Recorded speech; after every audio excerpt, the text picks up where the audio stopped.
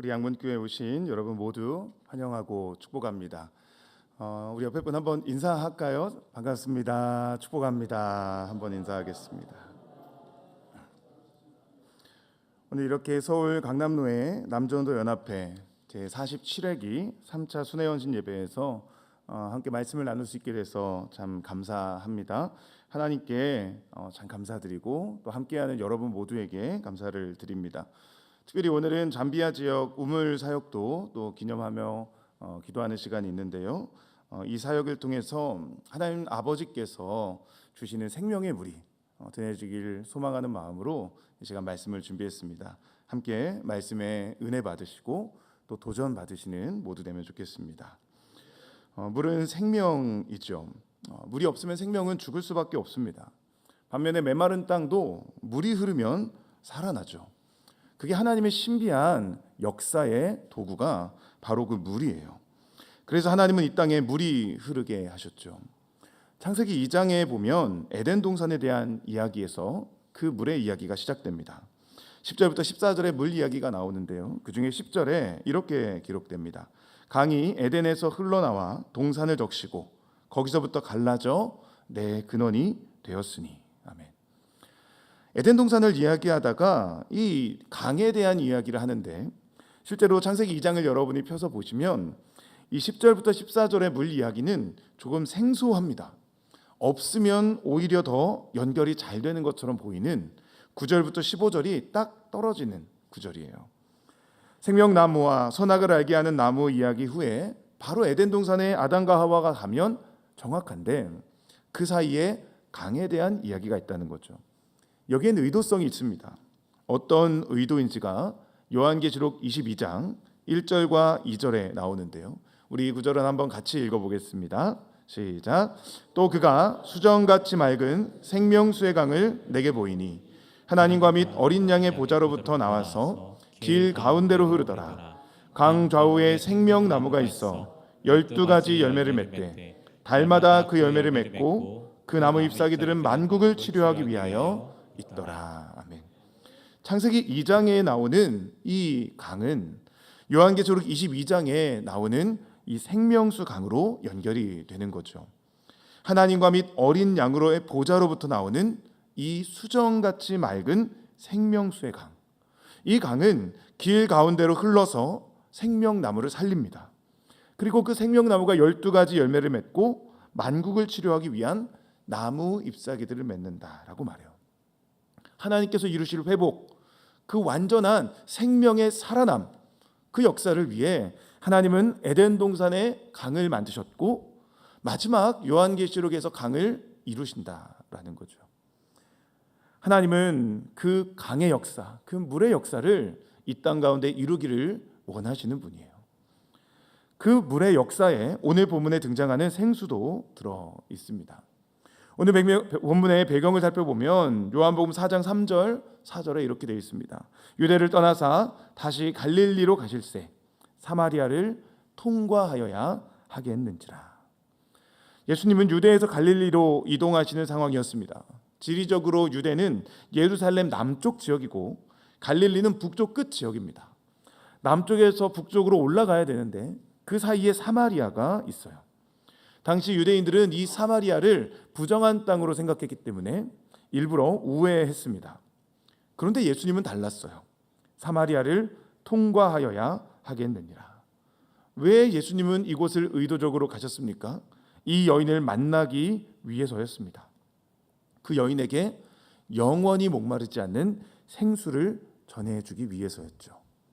그 발걸음이 선교의 발걸음이었어요. 영혼을 향한 발걸음, 생명을 살리기 위한 발걸음, 수고를 마다하지 않는 그 발걸음이죠. 그런데 사마리아 여인은 이 물을 몰랐습니다. 그저 육체적인 목마름만 느끼고 있을 뿐이었어요. 여러분, 복음을 전한다는 건 그런 거죠. 아직 생수를 모르는 사람에게 다가가는 거예요. 수고를 감당하는 것이죠. 육체적인 물을 찾으려 우물에 온 이 여인. 7절에 이 여인을 이렇게 말합니다. 사마리아 여자 한 사람이 물을 기르러 왔음에. 예수님은 그 여인에게 물을 좀 달라라고 말합니다. 성경은 이 여인이 정오에 물 기르러 나왔다고 기록하죠. 여러분도 잘 아는 이야기죠. 사람들이 다니지 않는 시간에 물 기르러 나온 여인. 왜 이 시간에 나왔을까요? 이 여인은 남편이 5 있었고 지금 있는 자도 남편이 아닌 그런 여인이기 때문이죠. 당시 문화에서 이런 여인은 정죄의 대상이었습니다. 사람들에게 손가락질 받으며 살아야 됐죠. 그런데 실상 이건 모순이었어요. 이 여인을 손가락질하던 사람들도 똑같은 죄인이었는데 이 여인을 정죄한 거죠. 가늠하다 잡혀온 여인에 대해서도 마찬가지였죠. 예수님께서 너희 중에 죄 없는 자가 돌로 치라 하시니 아무도 돌로 칠 수 없었어요. 그게 인간입니다. 그런데 이들은 이 여인을 정죄한 거죠. 우리 삶에도 이런 비슷한 순간들이 많죠. 죄인이 죄인을 손가락질하는 세상. 상대방은 어떤 상황인지 어떤 사연이 있는지 관심은 없으면서 그저 비난하고 정죄하는 그 손가락질이 난무한 세상. 이 여인이 그 손가락질의 희생자였어요. 여러분, 이 여인은 왜 남편이 5이나 있었을까요? 의도적인 선택이었을까요? 아니면 남자들의 욕망 때문에 여러 번 버려진 비참한 여인은 아니었을까요? 지금 있는 남자와는 왜 같이 살고 있는 걸까요? 당시 문화에서 여자 혼자서는 도저히 혼자 살 수 없기 때문에 살아남을 수 없기 때문에 어쩔 수 없는 선택은 아니었을까요? 또다시 버려질 수도 있는데 그럼에도 이렇게 살아야 하는 그런 비참한 인생은 아니었을까요? 어쩌면 이 여인은 억울함과 비통함에 마음이 찢어진 상태였을지도 모르는 거예요. 그런데 사람들은 그런 상황들, 그런 그 사람의 스토리는 생각도 하지 않고 비난을 하는 거죠. 그게 죄의 지배받고 있는 세상입니다. 하지만 이 여인에게는 힘이 없었어요. 그저 사람들을 피할 뿐이었죠. 그러다 보니 정오에 물들어 나올 수밖에 없었죠. 참 불쌍한 여인 아닙니까? 내리쬐는 햇빛을 맞으며 우물에 온 여인. 그런데 저 앞에 그 우물에 유대인 남자가 앉아 있어요. 여러분, 이 여인은 고민했을 거예요. 그냥 돌아가야 되나? 당시 유대인 남자는 사마리아 여인을 상종하지 않았는데 그곳에 내가 가야 하는 건가? 고민했을 겁니다. 하지만 이 여인은 돌아갈 수가 없었어요. 물을 꼭 떠가야 하기 때문이죠. 그래서 유대 남자가 있음에도 그 우물에 다가갑니다. 빨리 물만 떠서 집에 갈 생각이었을지도 모르죠. 여러분, 이 여인은 갈급해요. 수모를 당할지도 모르는 상황이지만 그 우물에 다가가야 할 정도로 이 여인은 갈급해요. 그런데 이 남자가 말을 걸죠. 물을 좀 달라. 물을 좀 달라. 이 갈급한 여인 앞에 이 남자는 더 갈급한 자가 되어 있어요.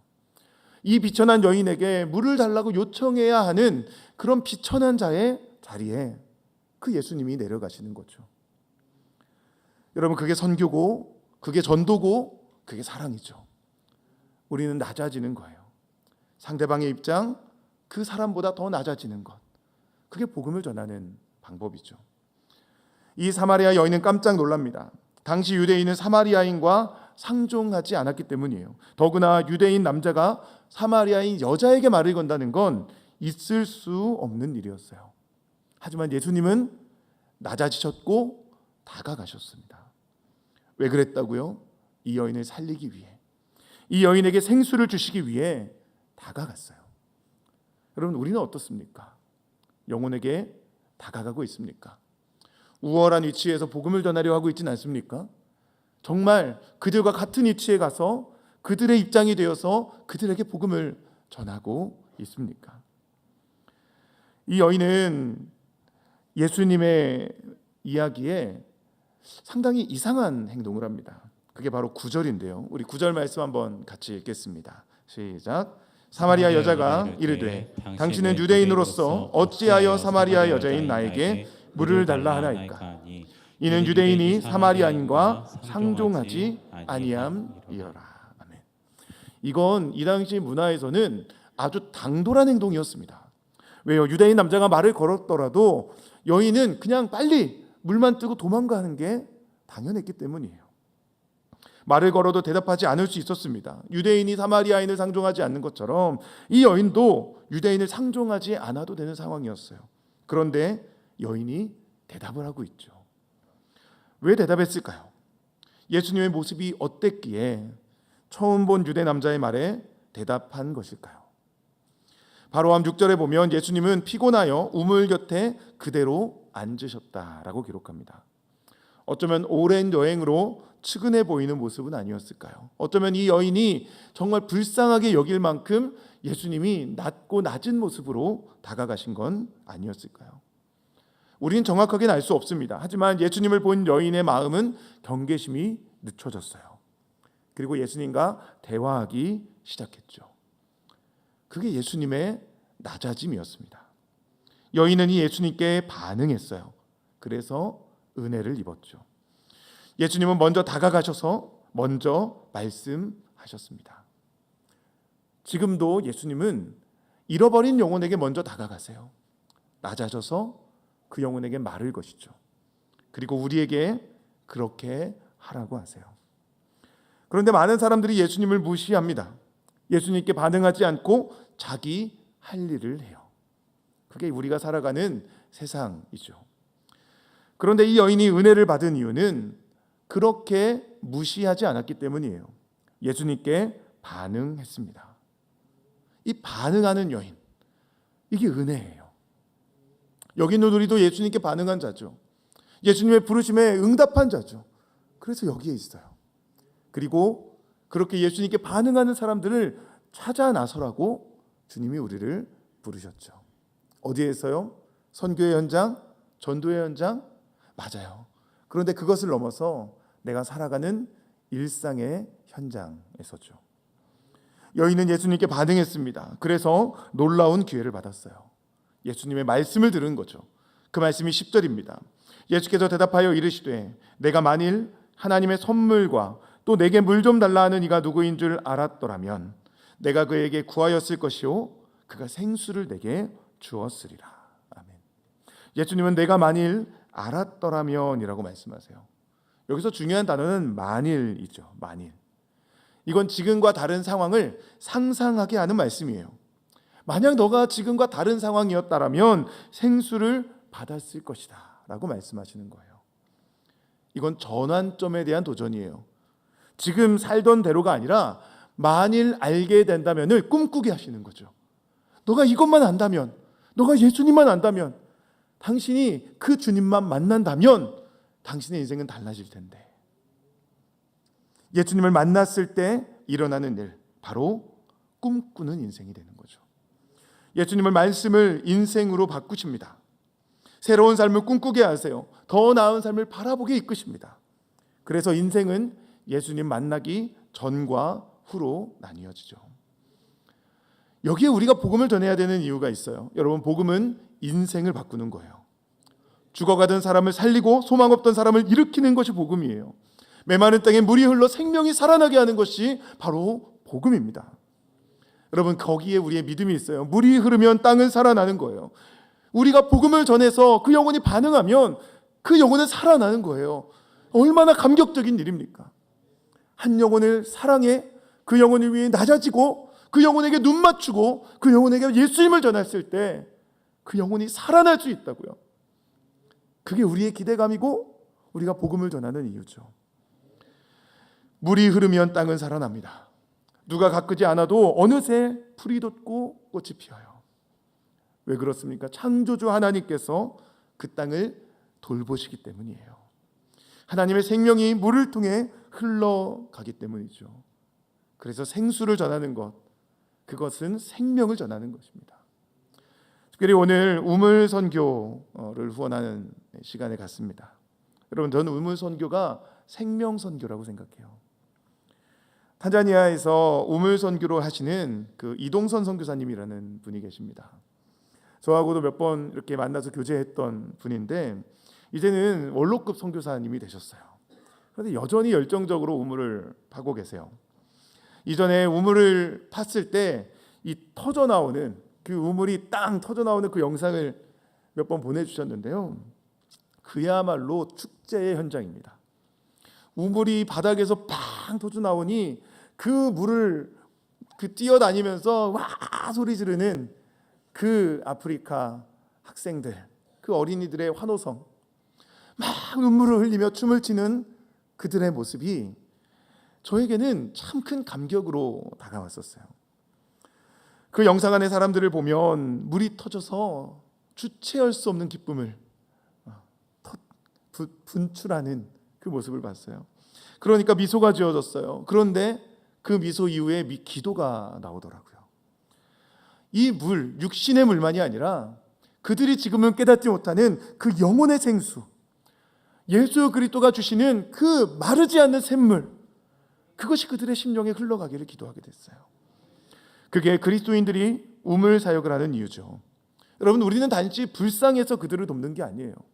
그들이 물이 필요해서 육신의 갈증을 채워주기 위해서만 하는 것이 아닙니다. 우린 그것을 뛰어넘는 거죠. 더 높은 차원이 있어요. 사마리아 여인, 육신의 갈급함을 위해 우물에 나왔던 그 여인에게 만일을 꿈꾸게 하신 것처럼 물이 없어 갈급한 영혼들이 만일을 꿈꾸게 하는 거예요. 만일 예수님을 안다면 너의 삶이 달라질 텐데, 만일 예수님을 너가 알고 있다면 너는 새로운 인생을 살 수 있을 텐데, 새롭게 살 수 있다는 소망을 주는 것, 아무 소망 없는 것 같은 그 땅, 어둠이 가득한 그 땅에 예수님의 빛을 비추어 그 생수가 흘러가 새로운 삶을 살 수 있다는 꿈을 심어주는 것, 그게 우리가 그들에게 복음을 전하는 이유죠. 사마리아 여인이 생수를 마신 것처럼, 그리고 물동이를 버려두고 마을로 들어가 예수님을 증거한 것처럼 생명을 전하는 사람들로 변화되기를 기도할 수 있는 우리 되기를 예수님의 이름으로 축원합니다. 여러분, 예수님은 우리에게도 다가오셨어요. 그리고 우리에게 생수를 주셨죠. 그리고 우리는 증인이 되었어요. 생명을 전하는 증인. 그래서 우리는 선교사로 살아가야 하죠. 여러분, 그 삶을 살아가고 계십니까? 영혼을 향한 뜨거움이 지금 여러분에게 있으십니까? 그냥 우리가 헌신 예배란 이름으로 예배만 드리는 그런 시간이 아니길 원해요. 여기 계신 여러분 한 분 한 분이 영혼을 사랑하고 그 영혼에게 생수를 전할 수 있는 우리가 되길 축원합니다. 여러분, 이건 불가능한 일이 아니에요. 하나님은 갈급한 심령을 부르시는 분이에요. 육신의 갈급함을 주세요. 여러 가지 필요들을 주세요. 고난을 주세요. 그래서 절망하게 하세요. 우리는 그 갈급한 심령들을 찾아가는 자들이에요. 목마른 자들, 예수님께 나오게 하는 자들이죠. 그리고 그들에게 물을 흘러넘치게 하시는 그 하나님을 증거하는 자들입니다. 이사야 44장 3절과 4절 말씀 우리 같이 읽겠습니다. 시작. 나는 목마른 자에게 물을 주며 마른 땅에 시내가 흐르게 하며 나의 영을 내 자손에게 나의 복을 내 후손에게 부어주리니 그들이 풀 가운데서 솟아나기를 시냇가에 버들같이 할 것이라. 아멘.